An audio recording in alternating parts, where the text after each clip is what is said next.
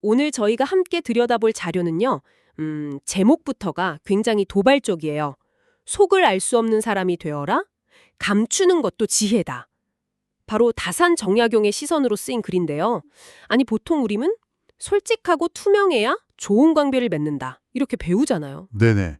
그게 거의 상식처럼 여겨지죠. 그런데 이 글은 오히려 그 반대가 자신을 지키는 가장 강력한 기술이라고 말하고 있습니다. 맞습니다. 이 글의 배경이 된 다산의 유배지라는 공간이 중요하거든요. 아, 그 극한의 상황이요. 네.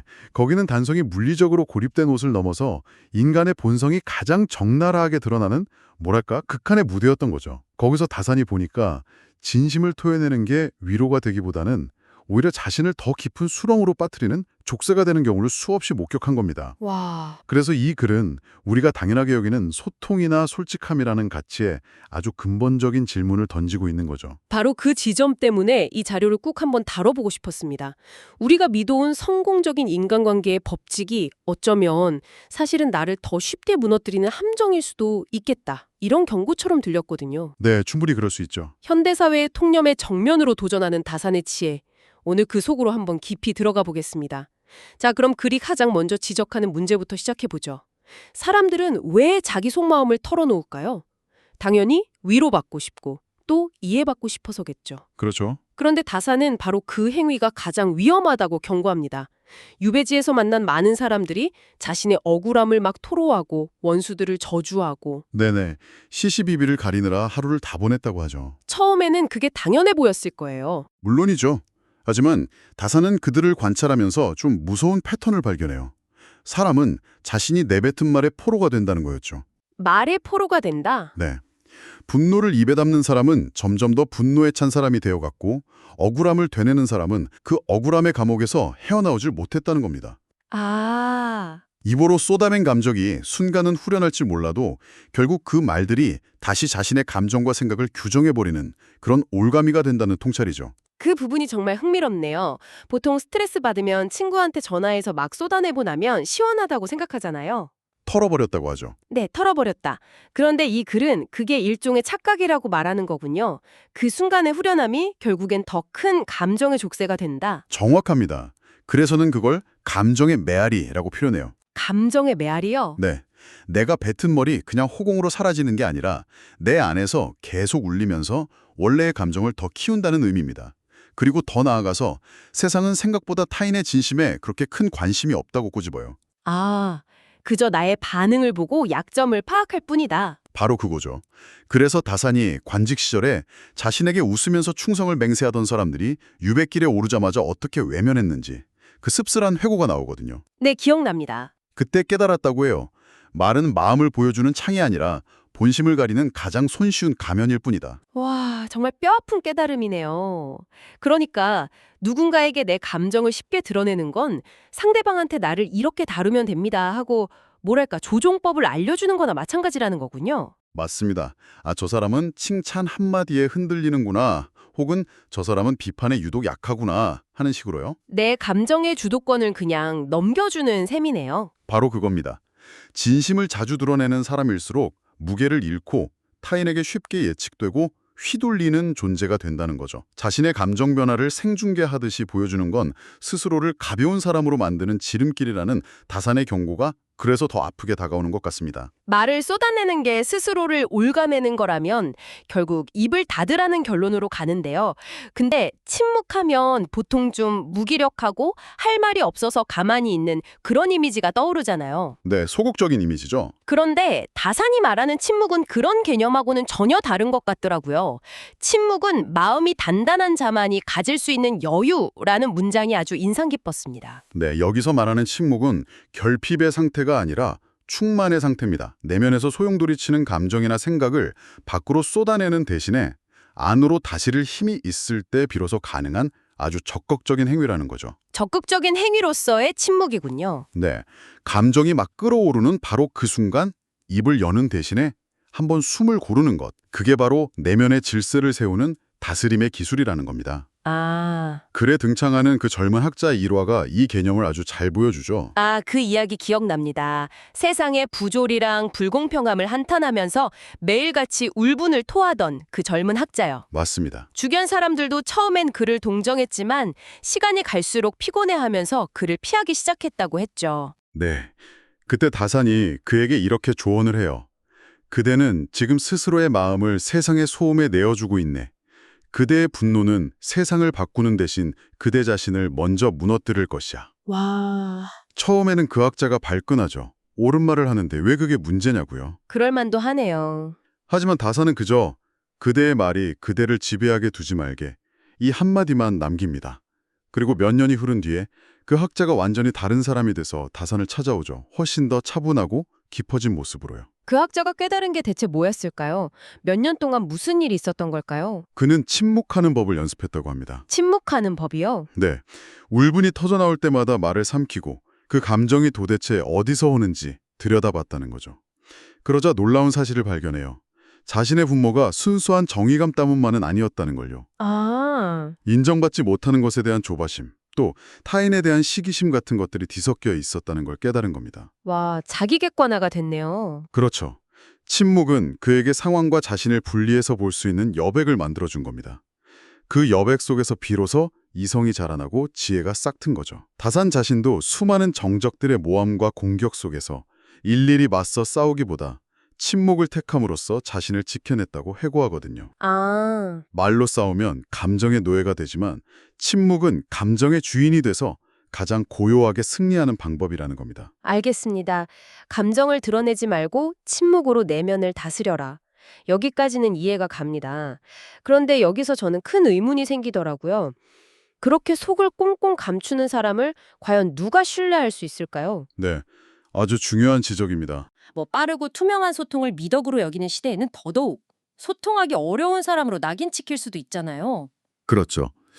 이건 정말 상식과 배치되는 주장처럼 들리죠? 네. 그리고 이 글의 가장 역설적이고 핵심적인 부분이 바로 거기에 있습니다.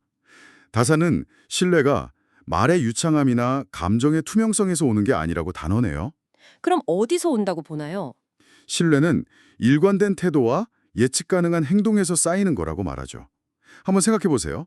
입으로는 온갖 좋은 말을 하지만 상황에 따라 행동이 오락가락하는 사람, 그리고 말은 적지만 어떤 상황에서도 묵묵히 자기 자리를 지키고 원칙대로 행동하는 사람. 당연히 후자죠. 말이 아니라 행동을 보게 될 테니까요. 바로 그겁니다. 그래서는 신뢰는 말로 얻는 것이 아니라 시간 속에서 증명된 태도로 쌓이는 것이라고 말합니다. 아, 속을 쉽게 드러내지 않는 사람은요, 가볍게 약속하지 않아요. 대신 행동으로 보여주죠. 감정에 따라서 원칙을 바꾸지 않기 때문에 주변 사람들은 시간이 지날수록 그를 예측할 수 있게 되는 겁니다. 예측 가능성. 네.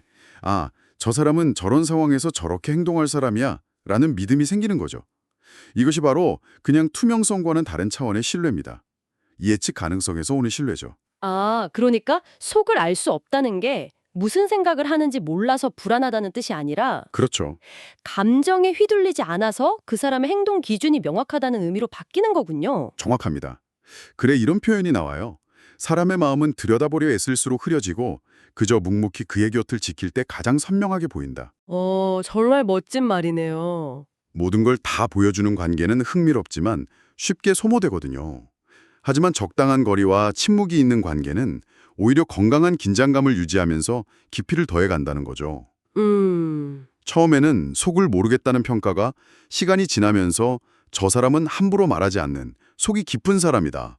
그리고 마침내 저 사람은 믿을 수 있다는 평가로 바뀌게 된다는 겁니다. 이 글의 마지막 부분은 이제 타인과의 관계를 넘어서 온전히 자기 자신과 마주하는 시간으로 시선을 옮기더라고요.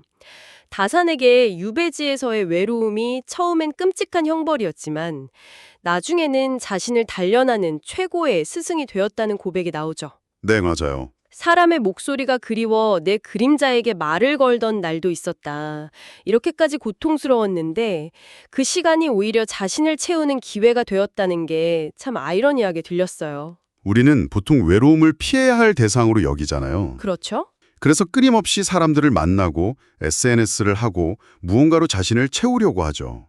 하지만 다사는 진정한 외로움은 혼자 있을 때가 아니라 수많은 사람 속에서 자기 자신을 잃어버릴 때 찾아온다고 말합니다. 아, 타인의 기대에 맞추고 관계에 치이면서 정작 내 마음의 소리를 듣지 못하는 상태, 그게 가장 고통스러운 외로움이라는 거죠. 그에 비하면 물리적인 고독은 오히려 자신을 만날 수 있는 축복의 시간이다. 이런 관점의 전환입니다. 유배지에서 그 수백 권의 책을 쓴 게 누구에게 보여주기 위함이 아니라 오직 자신을 다스리기 위함이었다는 대목이 그 의미를 잘 보여주는 것 같아요. 말로 세상을 설득할 수 없을 때 나는 글로 나 자신을 설득했다. 이 문장이 기억에 남습니다. 네, 그 고요의 시간 속에서 다사는 자신의 밑바닥까지 마주한 겁니다. 자신의 욕망, 두려움, 상처들을 정면으로 들여다보고 그것들을 글로 쓰면서 객관화하고 다스리는 훈련을 한 거죠. 세상을 향해 외치기 전에 먼저 자기 자신을 설득하는 시간을 가졌군요. 맞습니다. 그래서는 이 과정을 마음의 뿌리를 내리는 일에 비유합니다. 온갖 비바람에 흔들리면서도 땅속 깊이 뿌리를 내리는 나무처럼 고독 속에서 자신과 치열하게 대면한 사람만이 세상의 어떤 소음에도 흔들리지 않는 내면의 힘을 갖게 된다는 거죠. 결국 이 모든 이야기의 결론은 말보다 마음을 단련하라 이 한 문장으로 모이는 것 같습니다. 밖으로 향하던 에너지를 안으로 돌려서 내 감정의 주인이 되고 내 마음의 질서를 세우는 훈련. 네, 그렇게 단련된 마음은 굳이 말로 자신을 증명하려 애쓰지 않아도 그 존재 자체로 단단한 신뢰와 품격을 드러낸다는 거군요. 그렇습니다. 글의 마지막 문장이 모든 것을 요약해 줍니다. 세상은 그대의 말에 감동하지 않는다.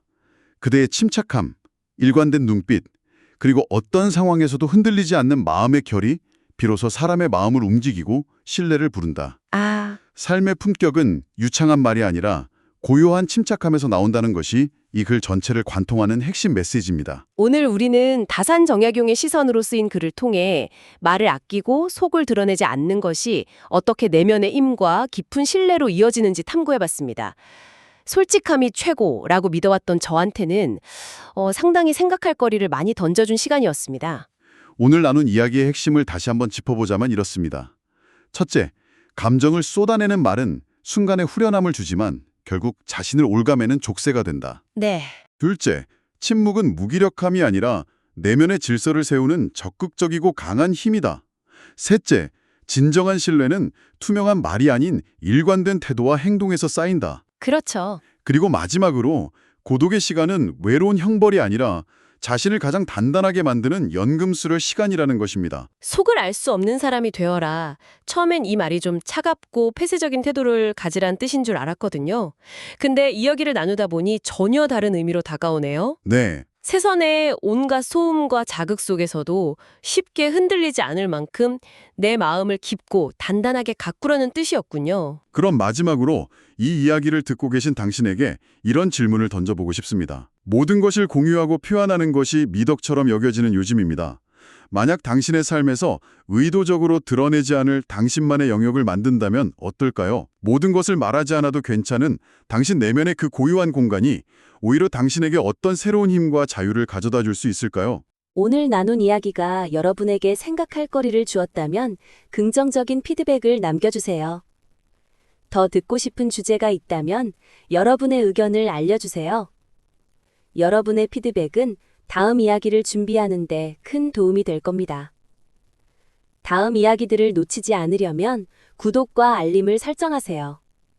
여러분의 선택 하나하나가 여러분의 삶을 만들 겁니다.